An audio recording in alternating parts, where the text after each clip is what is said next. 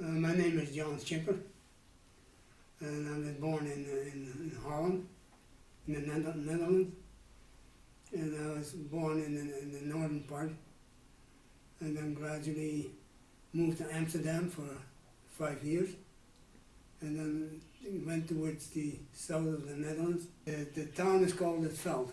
It means the field. It's kind of strange because born in the field is not normal. Mm-hmm. But anyway, that's a small town in the northern part of Holland, and it's on a little island in the middle of the water, and the dikes around. And from there,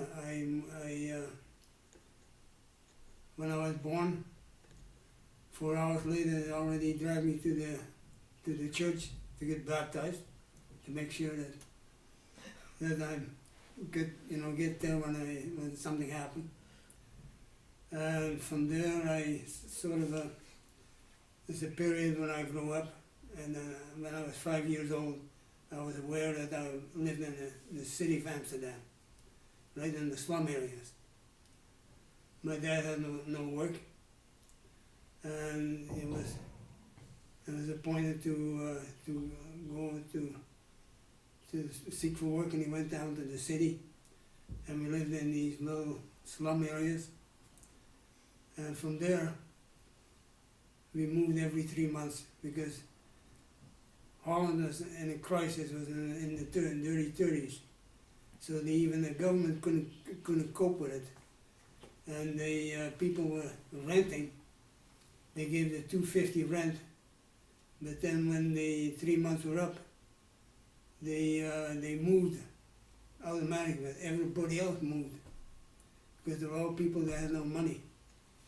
And so, and then the government provided the amount of $17 for a family of three. My parents, well, he couldn't find a job. Is that why you guys moved all the time? Yeah, they moved there too because there was nothing in. And the only place you can live is in the slum areas. A bit of a slum area means it's just a little room. And you got in the back, there's another little room. There's very old houses from the Middle Ages, made of the stone. How old? That's about, that time, about 500 years. So people 500. The first part of Amsterdam was built around around the canals, and the slum areas. You lived there, and the thing was, we had no table to begin with. So my dad found a table on the garbage pile, and there was only 2 legs on him, and put the table on the sill of the window, and then the 2 legs there, and then we had nothing to cook with, so they had what they call a fuel oil stove, and that's what they had a little light, and then they put on the thing to cook on top. And that was on top of the table. And Wow. Can I just say, it was pure poverty, that's all it was. pure poverty? And what Yeah. sort of food would you guys eat? What would be a typical meal for your It's not family? typical my dad was, but there were millions of them. Okay? So when I was 5 years old, What, can I ask you a question? What was your typical meal as you and your family living in those conditions? What sort of garbage. garbage? What Yeah. sort of garbage did you eat? Well, I was 5 years old and I already sent out that we go raid the garbage cans. So that basically, if you found a piece of bread with half green, well, you just took the green off, and then you had a little piece of bread, and then some half rotten fruit. Maybe there you took that already because you can cut it up and cook it a little bit. And that was basically it. He was actually working on the ship on the canals, and you had to pull the boat. It was they had about 10 young kids, and then they pulled the freight boat along the river, and then when they hit the bridge, then you have to walk around and get the cable through, and then have to go that way again, maybe for 25 kilometers long. And he ran away from home when he was 12 years old. Okay. His mother had about over 10 children. Okay. Family of 3, and Two brothers, two I was sisters? the provider of. My dad went up early in the morning and he went down to the markets Uh-huh. to see if he could get some work done, get some work done. And they paid him maybe a little bit, but then he likes to drink a lot. So he never cared about his family. But my mother received $17 a month, and she had to do with the family, provide the food. Every year there was a child, John. And every year was his child. But in the back room, there was a little room there, and they had straw there. And on the straw, that's where you slept, the whole family, in the beginning. And even in the straw, there was a mouse nest in there. Okay. Well, there was the poverty. There was a little tap that they had there in the water, and the light was just from that little stove. No. The little stove, that's where the light comes. We had no electrical light because we never paid the rent. No, Okay. his mother was very clean. It was the Of way of course, yeah. living in Oh. those days. Yeah, I'm not saying she wasn't clean. I'm saying that they were poor, They were and there was straw on the floor, and they all Yeah. slept in the same room, which made some. Because we came Yeah. there with nothing. Yeah, no, I get it. I get the Yeah, feeling now. you Yeah, I get can't- you it. can't And buy Holland's a nothing. small country, very densely Yeah. populated. yeah. I believe the third most densely populated country in the world. Yeah. even It's the now. dirty 30s, yeah. Yeah, very. Okay, so you're young, but your Anne mentioned you had. How many brothers and sisters did you end up having? I wind up with 7 children, Seven. 7 brothers and sisters, yeah. He was the oldest. And how many sisters, brothers, with the 2 girls? How many? Tell me about your sisters. What was there? Did you have 2 sisters and 5 brothers, or what was that? I couldn't think about that. You had 3 brothers 3 brothers, yeah, and 3 and 2 sisters. sisters. 3 sisters. 3 sisters, 3 brothers. Yeah, Even- and then he was the Not 7th. much later on, that's awesome. Okay, can I ask you a question? Are any of them still alive today? One No. brother, the youngest. Only the youngest. He was 16 years younger than I am. He is the oldest. So, You ever talk to him? I met him 2 years ago, because otherwise I haven't seen him yet, He's in Winnipeg. in Winnipeg. So in other words, your family, not really in So touch. the rest is all died out, it's gone. Okay, okay, all right. So we carry now, and then you ended up being 19. You witnessed the war, Yeah, the Second World War in Holland, that's the right. time when Anne Frank was in Amsterdam and hiding from the Germans, and you were in Amsterdam and you were No. poor. No, But you weren't in that's Amsterdam. another story. They had gone to the southern part of No, Holland. my dad joined the army as a volunteer in 1939. And he was sent over to the southern part of the Holland, and he was in an airfield, and he was in one of these biplanes, with these double deckers, the paper planes. And Okay. it was not a pilot, but he sat in the back. He had a little machine gun. And that's what he was, a machine gunner. Then we moved to the southern part of from Amsterdam. He moved to And south. right in a village, farmer's village. And there was a whole new world. There was forest there, there was fields there, cows, which I never experienced in Amsterdam. Not even a garden. And that was a strange way of living in that time. We got full milk from the cows, and we got this, and things were better. We got a little bit more money from the army, and my dad bicycled 25 kilometers from the airport to our house every day with some cans of leftover food from the army, so he could feed us. And gradually, when I became 11, because I moved there when I was 10, and when I was 11, the war started. And I remember that the first day, beautiful, May the 10th, there was a beautiful weather. The sky was blue, and we saw airplanes, made out of steel. And that was quite a sight, and they came down and they shot and bombed all over the place. Where my dad was in the airport, there was 6 o'clock in the morning, they were still sleeping. So they had all these little paper planes, biplanes, on the field, and the Germans just mowed them right out of the airfield, so my dad couldn't go up. They were fighting with So they First were World War fighting technology. down second- below with a machine gun. Yeah. So they were, And that lasted 5 days, the war. And then the war was over, and my dad was taken prisoner. And he was maybe gone for 3 or 4 weeks. Then he came back, and life went on again. He went back to the city hall and got some more money because he didn't want to work. He came back home, but he couldn't sleep there because it was constantly every 3 months or 2 months independent. They came and raid the house again, looking for him. So he had to sleep someplace. But in those days when you had the disease, what you have, what they call lung disease, tuberculosis or something, no? Tuberculosis, Yeah, yeah. tuberculosis. People had tuberculosis, and they couldn't afford to go down in Switzerland to one of these hospitals. So they built a little hut in the back of the lot, in the lot, a little garden, and there was one side was open, and there was 3 sides were closed in, and they had to sleep in fresh air. And then they could turn, according to the wind, they could turn and rotate it around. So the wind was always in the back, and that person had died.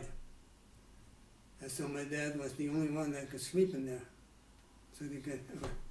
That was he was either in there or walking around in the village and having a few boozes, and that was basically, that's what it was, him and his friend. So but the Germans wouldn't even come near a place like that to check who's sleeping there or something like that, because of tuberculosis. so he was safe. He was kind of safe, but that was the kind of I had to spend the last 3 years he had to spend in there, in that situation. Wow. And this is all for helping Jews escape. That's Stephen. Well, get the Jews across the border, because they would have been shot immediately.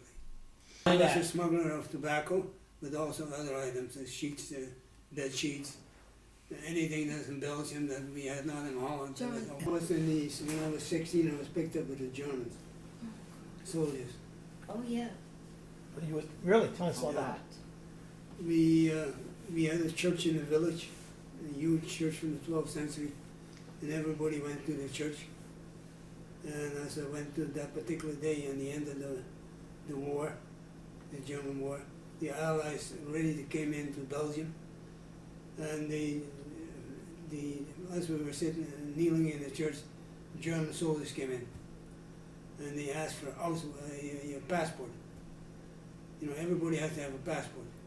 The picture and everything on there. And when he was 16, and I was 16 at that time, I had one. So he wanted to look at it, and he says, "Okay, rouse," he says.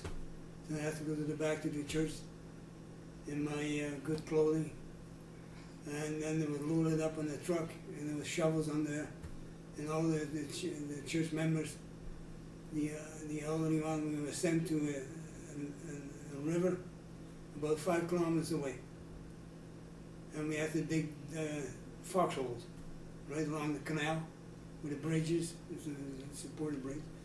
And it was just that particular day when the Ally went over with the 9th of September, the landing that they made, the paratroopers came in over in Holland. They went across the canals and the rivers and dropped over paratroopers. Well, the Normandy? No, not the Normandy, that was later. Oh, later, okay, yeah. There was the first paratroopers, there was the Arnhem, the bridge of Arnhem, you ever heard about it? Mm-hmm. Well, that was that time. It was the end of the war. And and there was about 10 kilometers away. That's where the paratroopers were dropped in Holland as well, close to where we were. But we didn't know that. But meanwhile, they had what they call Messerschmitts, not Messerschmitts, Spitfires, coming with the aircraft.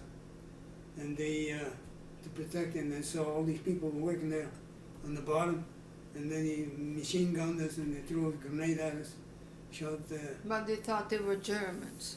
That's well, what there were they a lot of thought. people there, so Yeah. you can't see from there. Meanwhile, all the aircraft with paratroopers went right over it. So I was on the fire all afternoon. And finally, I had my foxhole finished, and I asked the German, and it was the German that protected us. He was only a 13-year-old kid, and the 13-year-old kid was a soldier already, and he was so scared that he actually pulled in his pants, you know. But anyway, I asked him that I could go to the bush. It was over there in the bush. I could go for go for a poo as well. And then my brother happened to be in the neighborhood with a bicycle, and we had no tires on him, because in those days, the end of the war, and the bicycle, there was no tires to be found. So I jumped on the bike, and my brother was in the back seat, and pedaled to the village, 3 kilometers away. It was all cobblestone. And behind was a German, saw that, and he took a bike, and he had tires on him. He was trying to chase us. So I had to come back in the house, my house in the front door, and I was in there, and the neighbors saw me running in there. So everybody wanted to know how I was doing, because all the other people, you know, fathers and all that, were still working on the canal. I had escaped. And because they were bombing on the door, we thought that the German was already there.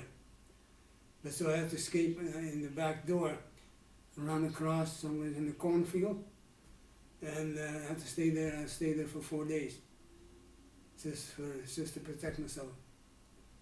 Slept in the cold. So anyway, that part was finished.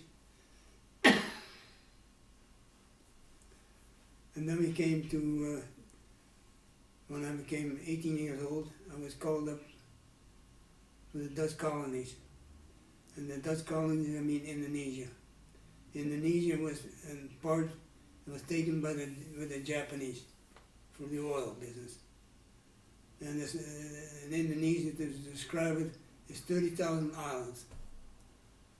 And they grow nothing but the peppers and nutmeg and all that stuff, and all the spices. We are liberated in the meantime. First we are liberated. Oh, I'm sorry, that has to be cut off then. Yeah. Then the liberation came about a week later. We were liberated by the English. And the English, they were in there, and they had the artillery about 3 kilometers behind our village, and they were shooting out to the city. It's called, the name of the city is called Tilburg. It was occupied by the Germans. And they were fighting there for 6 weeks, back and forth, and the Germans shot the artillery back. So we had to dig an underground protection, you know, and a hole, put some wood over top and some dirt over top, and then we slept in these, in those shelters. You know, it was in October, and it's kind of cool, and we got out, and the grenades were flying all over the place, in the houses, you know, they're all thing. And then we wind up about 5 weeks, and we had to move out. The whole village has to be moved out because it was too dangerous. The English had moved in closer, put the artillery in there, and we had to go out to the farmers way out in the country, about 10 kilometers away, where we're safe, and we had to stay there with the farm. And I lived in a barn with hay and straw, and I had to sleep in there. But also there was a family of 16 kids that moved in as well. So John, nobody had it easy. It's interesting. Yeah, okay, that's good. But then you went to Indonesia because the war was over, and you must have felt, and also you were old enough at that time to understand what was going on. it was another 2 years. Yeah, so you must have felt, that's when the war ended, you must have felt, how did you feel when the war ended? Oh, elated, absolutely elated. Everybody was jumping for joy. Well,